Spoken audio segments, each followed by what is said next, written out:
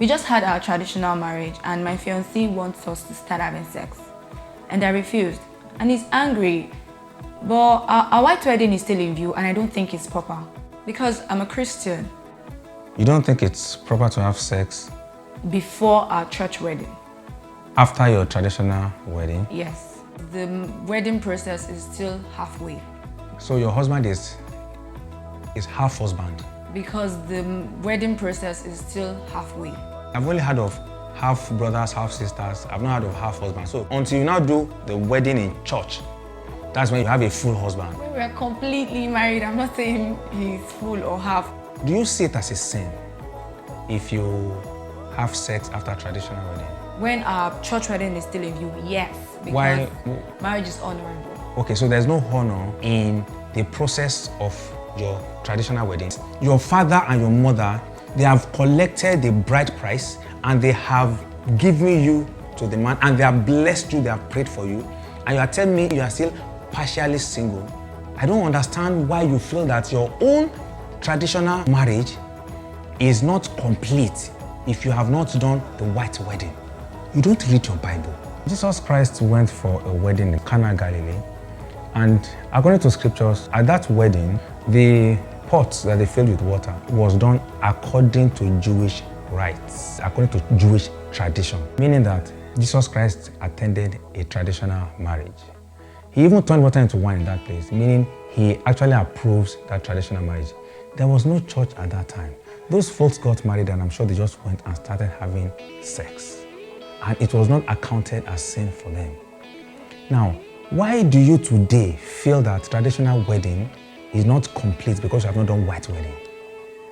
Why? Abraham did not marry in a church. Isaac, Jacob, there was no church then. It's not as if it's in the Bible that unless you do white wedding, then you are not married. Therefore, if you have sex, it is fornication. Now, let me tell you something.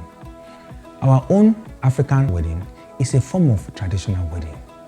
White wedding is a form of traditional wedding organized by the white people. It's not because you're wearing white on that day. That's why it's called white wedding. It is their own traditional wedding. Now, if you say that you want to have white wedding before you are fully married, after you have had your traditional wedding, then you are getting married twice. You're saying that your family traditional wedding is inferior to the white wedding. Is it because their own style is done in church? That's why you think it's Christian? Your pastor can come to your house and declare prophetic utterances on you and join you together as husband and wife. You are 100% married. If it's not convenient for you to marry in a church, you can have a garden party and have a pastor come to bless both of you. You are 100% married. Don't allow doctrine that is not Bible-based to deny you of your freedom. He that the Son has set free is free indeed. If you and your husband that has been married traditionally start having sex, you have not committed fornication. It cannot be fornication because your bride price has been paid. So what's the need of going to the church or having a church wedding when you're already married traditionally? That's the point I'm making. Why the church? Yeah, because people want to marry in the church. It's ceremonial. People want to marry in the church. Christians, because they see it's church, they want to marry in the church. There's nothing wrong in doing church wedding. I did church wedding. I'm just trying to explain to you that if there are situations where you are not able to go to church for the complete wedding they are talking about, you are still married.